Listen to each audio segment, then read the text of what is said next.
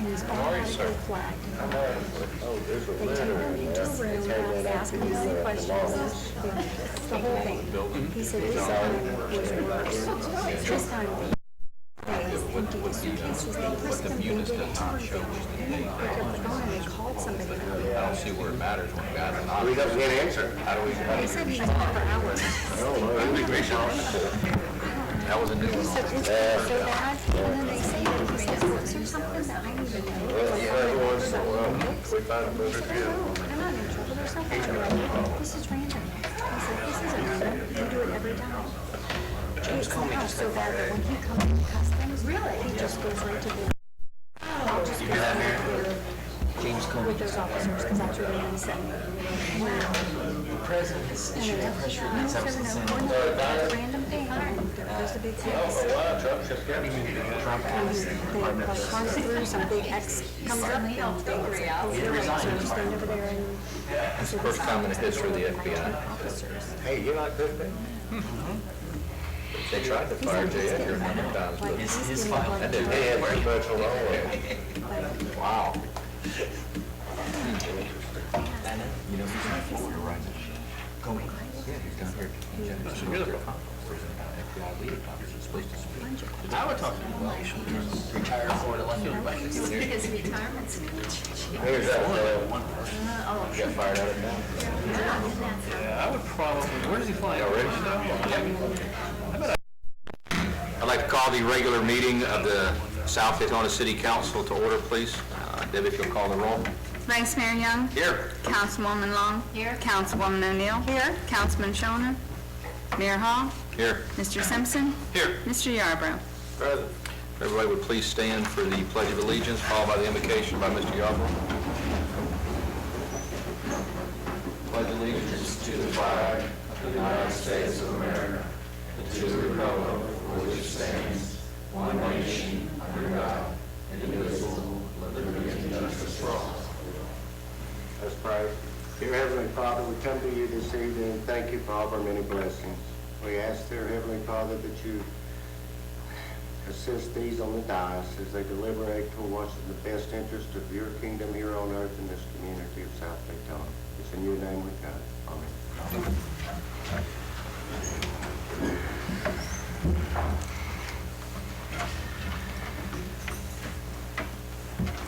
And I need a motion to approve the minutes from our last meeting. Move to approve. Second. All in favor? Aye. Citizens to be heard. Any citizen that's in the audience that would like to speak on any issue that's on the agenda or not on the agenda, please feel free to step up and...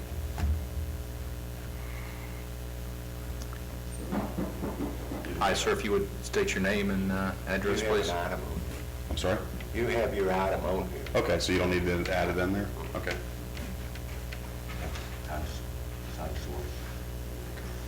He's going to be given opportunity then, if he wants to. Okay. Anybody else? City manager's report. Thank you, Mr. Mayor. Let me start with, I can read my own writing. Dunkin' Donuts, they pulled a permit for Java Jungle. I thought you might want to know that. To my knowledge, the permit hasn't been issued, but a Dunkin' Donuts so far is very interested in coming into town. I know they bought the building several months back when Java Jungle closed, and everyone knows where that is. It's just south of Sunshine Mall. So far, the city is in receipt of $500,000 appropriation for septic to sewer. If you remember, we identified 2 projects to ask the legislature for assistance. This one called for a $500,000 state appropriation. It's intact from the budget approved, finally, by this legislature. It's got to survive a governor's veto, which he's not in the best of moods, and he's been known to veto appropriations for this city in the past. Several examples are out there, one of which is Jones Pond that you see under it's complete. I think that got vetoed twice before it finally survived the And it does better when it's election year. But we're keeping our fingers crossed. It's got a positive environmental impact. It also would not go, we got over a year to spend the money. It would go through DEP, and it would be, we're expecting St. John's to participate, and our contribution would be very small. Okay? Our next regular scheduled meeting is June the 13th. I think all of you have that schedule, but you might want to make sure you make note of it, same time, same place. I am asking you to consider, if you would, a special call meeting, and it would be 9 a.m. next Tuesday. That would be May the 16th. And the purpose of the meeting, which is the only item that can be discussed by law, and or any action taken on, would be a revisit to the Big Tree Sidewalk grant. If you will remember, my marching orders at the last council meeting was that we could sign with DOT for the grant if three things happen. One is that the TPO appropriated an additional $150,000 because of the cost increase. It's up. They did, and it's up to $650,000 now in grant funds. The second part of the conditions, or the second item of the three conditions, was that the county commit to $50,000 local match. It is a county sidewalk. The county has agreed verbally so far to put up the $50,000. Now it's up to $750,000. The city has, in the last, as an aside, 10 years, paid for the design of that sidewalk because it'd be shovel-ready, which came to about $68,000. So now we're at $768,000 project. The only other item that was a condition was that for me to be able to sign that agreement was that the county back off of its requirement that the city take over the maintenance of the sidewalk. A lot's changed in the last 30 days, and I didn't think that was going to be a big issue, but I believe it has become a big issue, and I feel like from talking to you all, and particularly Councilwoman Long, who sits on the TPO, that you might want to revisit that condition. So if, Mr. Mayor, if you could see if the council has any objections to that, or if you have any. Not, I need a motion to go ahead and for the call meeting. And the reason we want the call meeting, it's not on the agenda, is I feel like the full council should be here. Councilman Schroner had very strong feelings about this issue, and he needs to be part of the deliberation. He will be back by then. Okay. Vice Mayor? I'll make the move to, make the motion to put that on the special meeting on the 16th at 9 a.m. Second. I'm good with it. We have a motion and a second. All in favor? Aye. Carries. Okay, that's all I have to report, Mr. Mayor. Thank you. Attorney's report. Nothing to report, sir. All right, under old business, we have ordinance 1704. Scott, if you would, please. Ordinance number 1704 by title reading for second and final reading. Ordinance of the City of South Daytona, Florida, amending Ordinance 16-05, setting forth appropriation for current expenses and capital outlay for the following funds: General Fund, Redevelopment Trust Fund, Transportation Fund, Capital Project Fund, and Utility Service Fund, as required by the City of South Daytona, Florida, during and for the fiscal year beginning October 1st, 2016 and ending September 30th, 2017. Adopting the operating capital budgets for the City of South Daytona, providing for severance, providing for conflicting ordinances, and providing an effective date. This is second reading, which is a public hearing.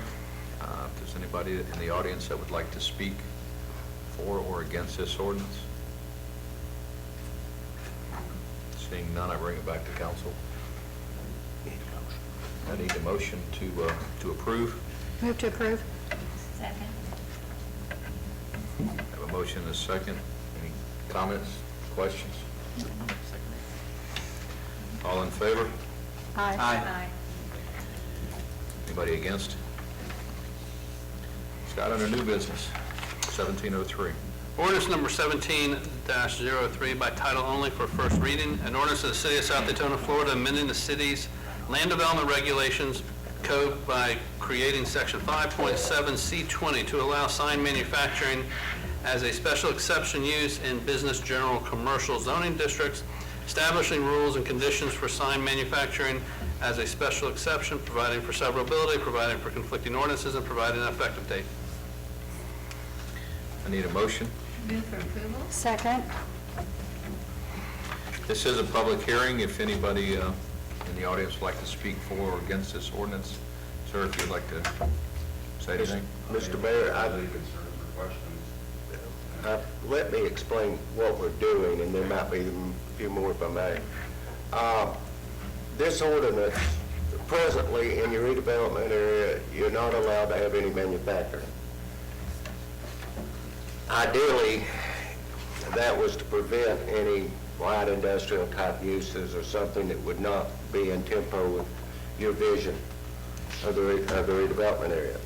Practically, that isn't really what happens. You know, you'll have a storefront and you'll have in the back assembly. I can point out places now, but I don't think it'll be necessary. What we're doing, or you're doing if you adopt this, is saying, hey, look, we want you to have a storefront. You'll have to have a storefront. You'll have to have retail sales. You can assemble in the back of your building, and it has to be enclosed. And that your equipment needs to be stored back there somewhere to where the vision is retained that you've had for the redevelopment district, i.e. retail. Yet you're accommodating, some retail sales that requires assembly. That's all you're doing here. It passed the LDRB, and I don't, as your manager, have a problem with it. I think it's a reasonable accommodation. Now, thank you. Did you say you did or not want to speak? There's questions that I can kind of answer. Anybody else in the audience? We have a motion and a second. All in favor? Aye. Any opposed? 1705, Scott. Ordinance number 17-05 by title only for first reading.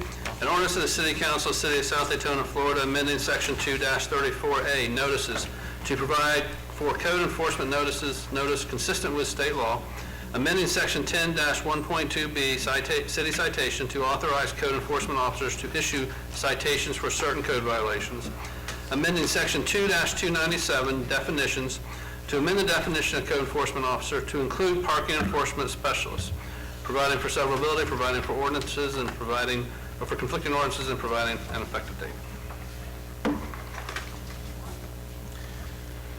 We have staff? You want to get motion? I guess we're going to need a motion first on it. Move to approve. Second. All right, now I have a motion and a second. Real quick, what we're asking you to consider with this ordinance is two things. One is, I like to call it housekeeping, but perhaps you don't think so.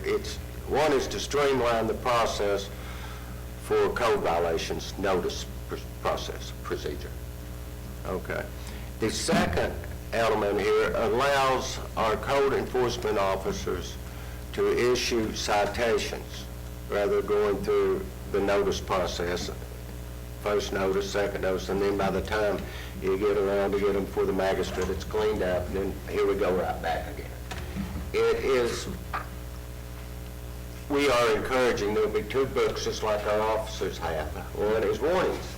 We won't wear out the warnings if you approve this. The second is for those offenders that know exactly what they're doing, and it's a continuous game for us. And we just think it's easier, and it keeps us from having to contact the PD in many cases. The way it worked before, so you get a feel for it, was back in, Mr. Mayor, I know you remember this because we struggled with it for years. We ended up allowing our animal control, CSOs, to issue tickets. But we didn't allow our code enforcement officers. Well, back then we had more CSOs, now we have more code. They need to have the same authority as the CSOs. I'll be glad to address any questions that you have any. Joe, how many problems have you had? Because the pattern has been, you give them a warning, I guess they get 2 warnings, and then they get the citation. They get then the notice and mail to show up at the magistrate. Okay. And that goes on for 3 weeks while the neighbors raise cane. So what we're talking about is eliminating the warning, and they get a citation. If, they'll get warnings, believe me, Okay, that's well, what we're that's- encouraging. right, Yes, right. it's only, we just run in periodically, and I don't want to pick on rentals, but there seem to be a lot of them on rentals, with folks that know exactly what they got to do, and know that there's no consequences for illegal parking. And that's really makes it easier on the code enforcement department. Probably like the best analogy, Nancy, is if we use code enforcement to regulate speeders, we would have to tell them, you need to slow down. They slow down. We turn our back, they speed up. Wait a minute, you got to slow down. They slow down. We turn our back, they speed up. Here, same thing, we say, you can't park there. Okay, we move the car. We leave, the car comes back. And it's not an effective way for code enforcement. It's not like a high grass situation where they finally mow it. At least it takes a month or whatever for it to get back up to the violation. They can instantaneously reviolate it. So the idea is, say, if somebody does this, say, okay, here's your citation. Do it again, here's your next citation. Do it again, here's your next citation, as opposed to a month-and-a-half process of giving the notice, time to cure, then citing them, taking them to special magistrate, who then gives them more time to cure, and then setting up, hopefully, a repeat violation notice down the road where we can maybe try to do something. And so it just speeds the process up. And it's not for, you all still designate which violations are enforced through the citation. As I put in my memo, that will come for you with a resolution designating the parking. So it's not all code violations. It's just the ones that you all authorize. But there's certain code violations that your normal code enforcement process is just not designed to handle effectively. And it really needs to be through more of a code citation system, where you don't go through all these opportunities to correct and reviolate. So that's really the idea. Okay, and how many, I guess I'm just wondering, how many cases do we have that are actually what you would call the continuous violators? And if they're given a citation, then they do move their car, but then the next time if they put it there, so they get 2 warnings and then a citation. No, But if they move it, you If have they to move go it, back then for we have to warning. recite again. Okay. Until they keep it there for the second, and then they finally end up with the magistrate. With the citation, which brings it to the magistrate.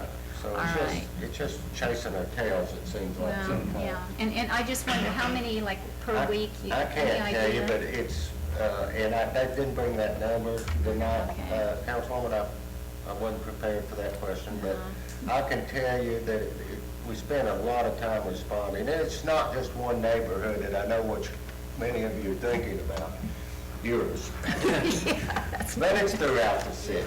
And a lot of them's recreational vehicles, and I know you're an owner of one, but most people abide by it, but we have a few that keep a trailer parked out there, and they know. And then we go by and they finally move it. Next week it's out again.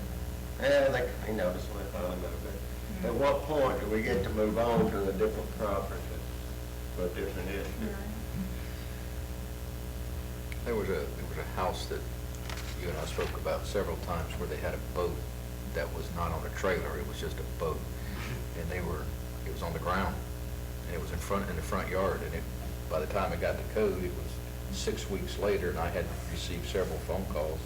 I don't know why it was still there, and of course, the day it went before code, the boat miraculously got wheels and got moved.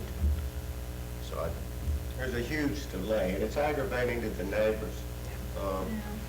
And I know how you feel, and I think most of us feel that there's going to be events that take place, you know, a wedding, a reception, a ball game. We work around those.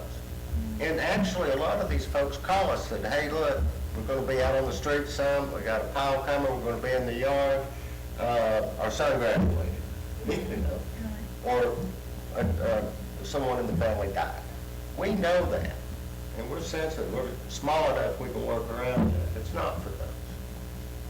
So Joe, the fine is $250 or up to $250? Up to. So So how do we? Well, that is code enforcement, special magistrate fine. I believe the resolution that you adopt will set the fine. It'll set the it? fine, yeah. Okay. And it will not, I don't think our citations go to 250 for first violations. Not this, you're looking at the notice? Oh, the notice, okay. Yeah, that's code Okay. enforcement. The resolution that will be at the next regularly scheduled meeting will set the fine. Will Isn't set that- the fine, okay. Was John out there? That's correct. We were Okay. talking about Yeah. 15 to 25. Yeah. Okay. Okay, I have a motion and a second. All in favor? Aye. Aye. Any opposed? 1706, Scott.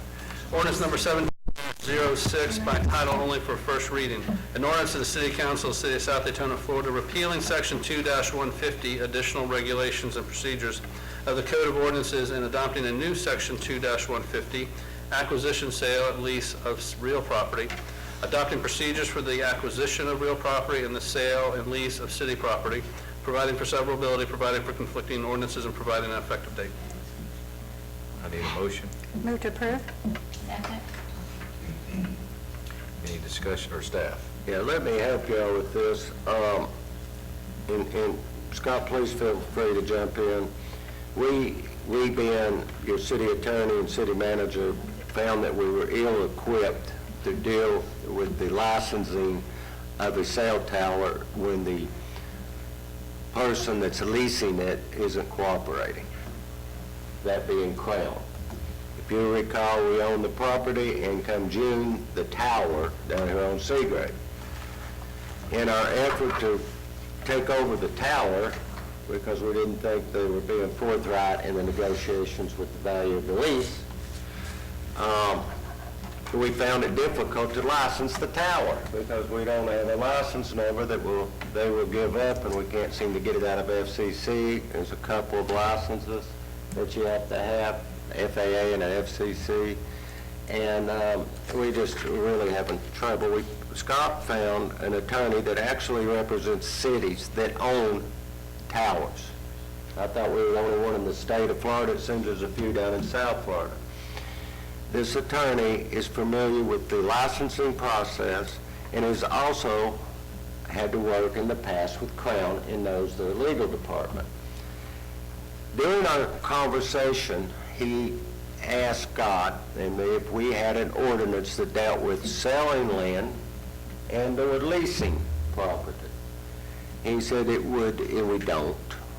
He said it would be good if you had one. It would it would help with the negotiations, and it would force anybody that's leasing public property and from the city from having to pay for the cost, legal cost.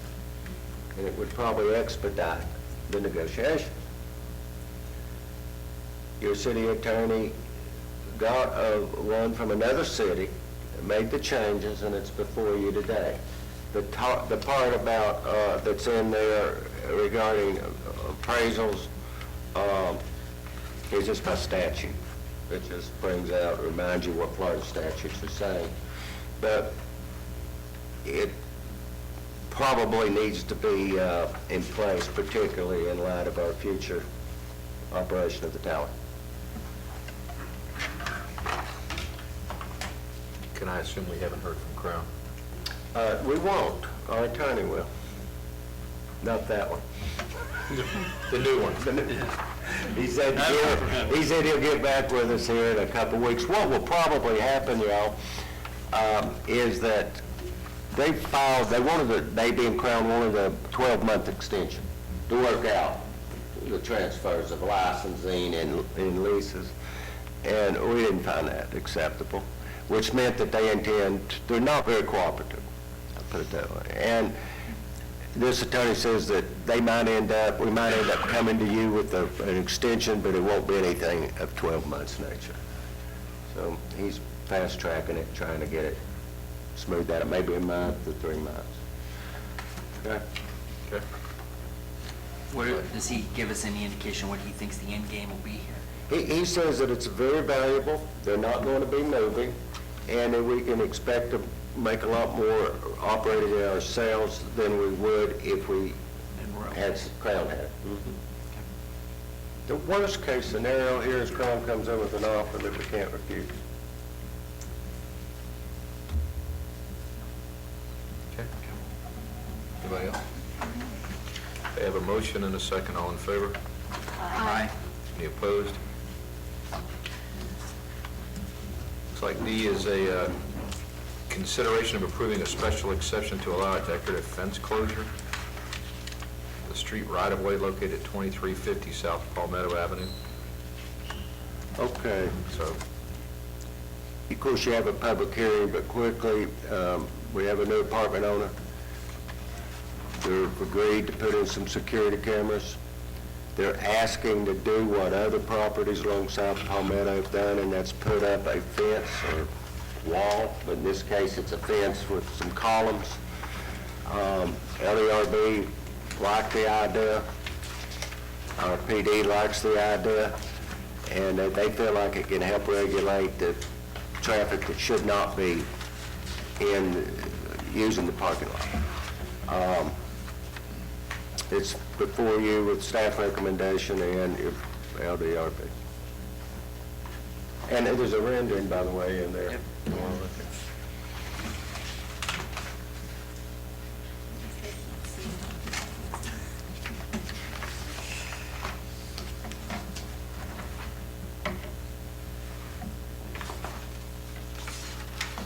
so the actual, what I'm looking at here, the actual fence is 5 foot, and then the pillars that hold it all together are 6 foot. Can you see through these lines here? I believe Mr. Dillard has been meeting with the property owner, can attest to that. Help me with the picture here, John. Excuse me. John Diller, Community Development Director. Yes, the pilasters or the columns are about 6 feet tall, and they'll have lights on each one of those. And the fence itself is about 4 feet, but then it's setting up on a little bit of a brick. Will there be plantings in front? Yes, we're talking about, as a matter of fact, I've been working with Greg from Parks, and we're going to put some palm trees along there so they can't park in front of the fence in that grassed area, because it's a low area and high water table, and people that park there seem to tear the grass up. So we're going to plant it with enough trees to keep people from parking in there. This guy has cleaned up this apartment complex. He's currently has no tenants in it. He plans on providing security, providing this wall, and trying to get it cleaned up. He's going to move the dumpster from the corner in the front by the corner of South Palmetto and Erie back to the back and put it in an enclosure. So he spent a lot of money in trying to clean the place up. He's trying to get a better clientele in there. And all of the residents around there are very excited about the direction it's heading in. Can you see through? Yes, you will be able to see through that. That's yes. Yeah. It's one thing that neighbors didn't want, but he wanted to at least have it visible through there. We're going to cut it down to have one entrance. The one at the north end will be closed. It'll be accessible if needed for large vehicles to get in and out of, but most of the time will be closed.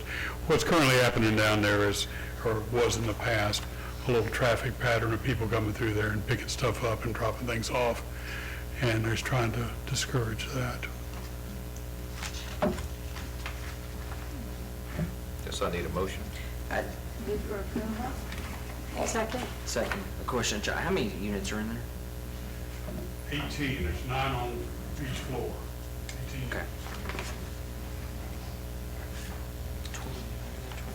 I think it's attractive, and also if it adds to security and helps him to rent those places out to decent people. You know what I mean. Well, a special meaning to find decent people. Definition of decent, we'll get it later. I'm sure you can call Trump. No. All seem like good stuff, so. All in favor? Aye. Any opposed? Next on the agenda is unscheduled council member comments. Lisa, we can start from this new one, start with you. Yeah, I just want to know, how many kids did we have sign up for the tournament? 40. How many did we have to turn away? Oh, probably a dozen. A dozen? Okay. Are there any, I guess, no openings or maxed out? Maxed out. Great. Only because of the length of the pier now. Good. That's it. Vice Mayor? Just- Sorry, oh, go ahead, Frank. go ahead. Go ahead, Nancy. I was just going to wish everybody happy Memorial Day and observe it, keep in memory the fine people that it honors. Excellent. Very well put. Only thing I want to bring up is Volusia League of Cities Annual Awards Banquet is coming up here on Thursday, the 25th. So it'll be a good time recognizing some wonderful people, so I encourage everyone to be there.